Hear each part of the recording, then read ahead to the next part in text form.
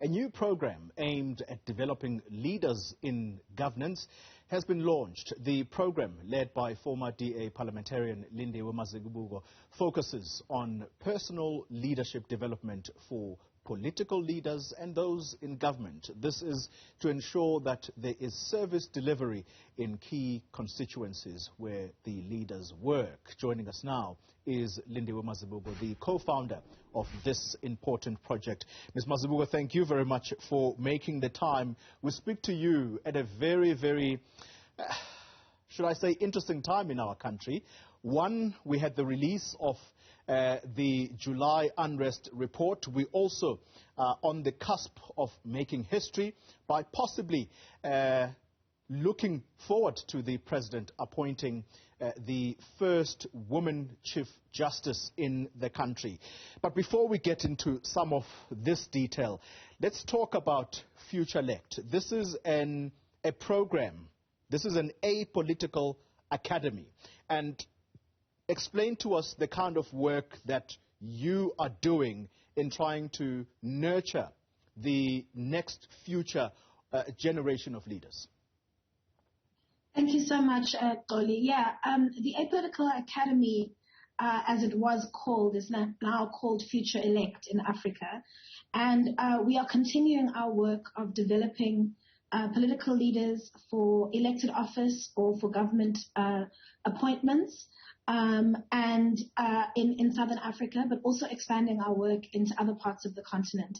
So we are busy launching a women's program in South Africa, which will focus on women elected leaders, women who want to run for office or who already are in elected office.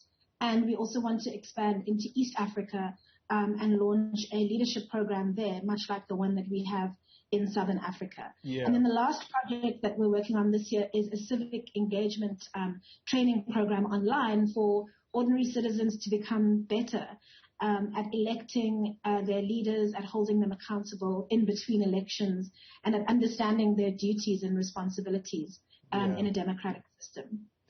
Lindiwe, I'd like for viewers to get a very clear sense of what the vision and mission of your organization is, and I want us to give them a living example. So let's focus the attention on South Africa if we can. Your vision and mission is to prepare the next generation of ethical, political, and government leaders. And I think that's very critical, particularly where we are as a country. So what would your assessment be of where our country, South Africa, is when it comes to these two key elements, ethical, political, and government leadership?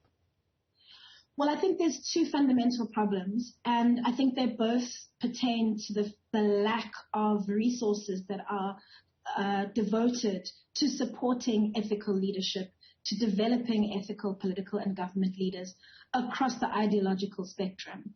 The first, of course, is that we have a massive problem of maladministration, misappropriation, corruption, whatever you want to call it, in the public sector, to the extent that it's not seen as a desirable place for talented people who are ethical in the way that they lead to actually take their careers, even though those are the very people we need in office. And then on the other hand, there's a problem of representation. So there are not enough women, there are not enough young people serving in elected office.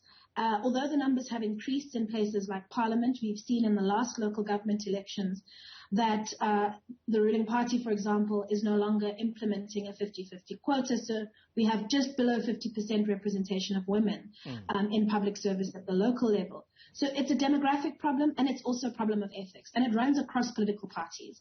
It's not just a problem of ruling parties or the ruling ANC. It's in the DA, the EFF. New political parties don't have the ability to attract the right kind of people into elected office. So we hear scandals about sexual harassment, about theft of public resources. We're busy hearing about the infiltration of the security services being one of the causes of the July unrest.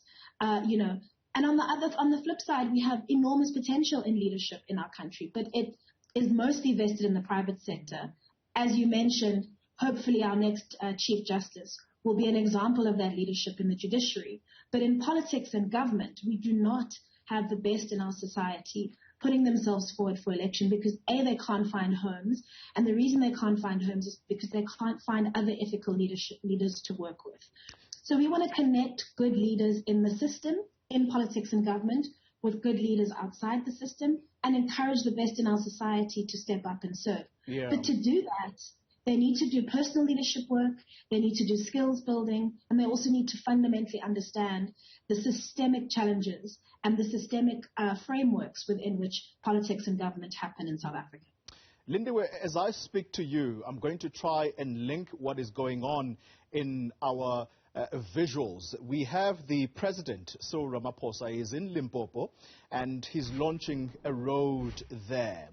And there's a famous saying in South Africa that you get the leaders that you deserve. And this is often said either just before an election or after an election. The reason I'm trying to link what is going on here is that particularly in rural communities, these are communities that feel really neglected. And the interesting element here about the academy that you are running is that you also say you support those who will elect leaders of the future, and you want to make sure that the voters are also engaged. What would your assessment be of just how engaged South African voters are if we are to use, for example, the recent local government elections as a backdrop? So I really hate that saying, you get the government you deserve. I think it's a really toxic thing to say to voters who often don't have any good choices from which to make electoral choices, if I haven't overused the word choices. I think we deserve better government. I think we can have better government. But I think often political leaders who don't have a lot of imagination will say things like, you get the government you deserve.